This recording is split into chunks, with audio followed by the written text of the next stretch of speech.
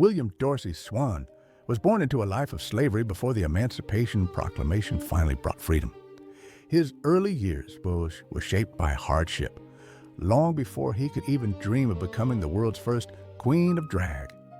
He bravely became the first person in the U.S. to stand up and fight for the right of the LGBTQ community to gather safely.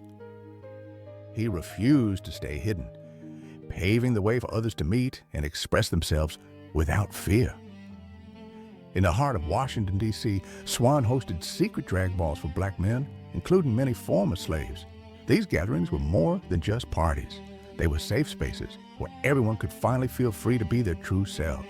Everything changed in 1888 when a sudden police raid broke up one of their gatherings. This led to many people being arrested, including Swann himself, as they were targeted just for celebrating who they were in private. In 1896, things took a difficult turn when he was detained and convicted for keeping a disorderly house. This was a label the law used back then to stop people from gathering and celebrating their own unique identities. Swann didn't give up easily. He bravely petitioned President Cleveland for a legal pardon to clear his name. Sadly, his request was denied, marking a difficult moment in his long fight for justice and equal rights in America. Even after spending time in prison, Swann refused to let his spirit be broken. He continued to host his famous drag balls, staying true to his community and his identity until the very end of his life, leaving behind a legacy of courage. In 1924, a man named Henry Gerber took a brave step by founding the Society for Human Rights. This was officially the very first group in the United States dedicated to gay rights, marking a huge moment in history. The organization also started a newsletter called Friendship and Freedom. This was a historic move because it became the very first publication for gay people in America, helping them share their stories for the first time. In 1925, Gerber faced a tough time when he was arrested for obscenity. Sadly, these unfair legal charges were very expensive, causing him to lose all of his hard-earned savings and even his job. The group had to close down because of all the pressure, but Gerber did not give up. He kept on writing and worked hard to build a supportive community, showing everyone that he was still determined to make a difference. In 1950, Harry Hay helped start the Mattachine Society, which became the very first gay rights group to last for a long time. He wanted to create a safe place where people could finally stand up for their rights and support each other. Because of his strong activism, Hay faced many tough challenges in his life. He ended up getting a divorce and was even kicked out of the Communist Party. Even though he lost so much, he refused to stop fighting for what he believed was right.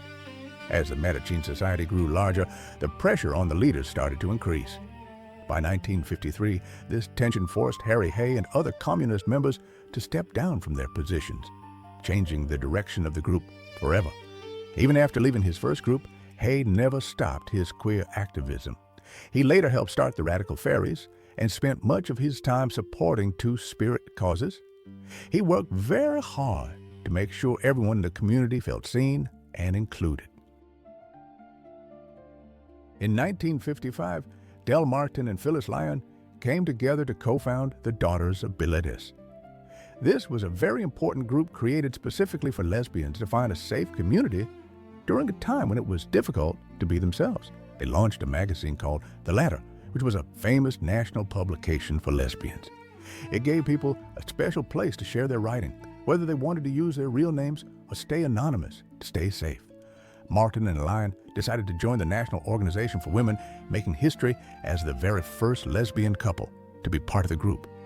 Their presence helped the organization become more inclusive and understanding of different perspectives. Even after the Daughters of Bilitis closed, they never stopped their activism. They eventually made history by getting married twice in San Francisco, showing the world their lifelong commitment to each other and their cause. In 1951, Dale Jennings, who was one of the original founders of the Mattachine Society, faced a difficult situation when he was arrested by the police on a charge of solicitation. This event became a very important moment for the group's history. Instead of staying quiet, Jennings decided to fight the charges in court.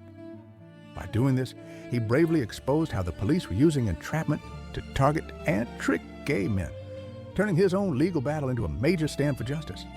The jury could not reach a final decision, which led the judge to dismiss the entire case. This unexpected victory was a huge deal because it set a significant legal precedent, showing everyone that these unfair charges could actually be defeated in court. By 1952, Jennings moved forward by co-founding Entrapment and launching One magazine. This was the first national journal for gay people, providing a powerful voice and a way for the community to connect and share their stories across the entire country. After officials tried to confiscate One magazine, the case went all the way to the Supreme Court. In 1958, they won a massive victory that protected pro-gay speech, proving that their voices had a legal right to be heard and shared with the public. In 1950, Christine Jorgensen went on a life-changing journey to Denmark. Her goal was to undergo sex reassignment surgery, making her one of the first people to seek professional medical help to ensure her physical body finally matched who she truly was inside. Once the news broke, her transition became a massive story that was widely publicized by the press all across the U.S. Newspapers everywhere were talking about her, making her a household name and bringing a lot of public attention to her personal journey. Jorgensen decided to use her newfound fame and public image for a great cause. She worked hard to promote empathy and understanding for transgender people, helping the general public see the human side of her story and teaching them to be more kind to others. She spoke very openly and honestly to reporters, which really helped change how the public viewed transgender individuals. By sharing her truth so bravely, she broke down many old stereotypes and helped people understand a topic they had never thought about before. The incredible courage shown by these early pioneers paved the way for decades of progress. Their brave actions started a movement that led to many new rights and better lives for the LGBTQ community in America, leaving a lasting impact that we can still see and feel today.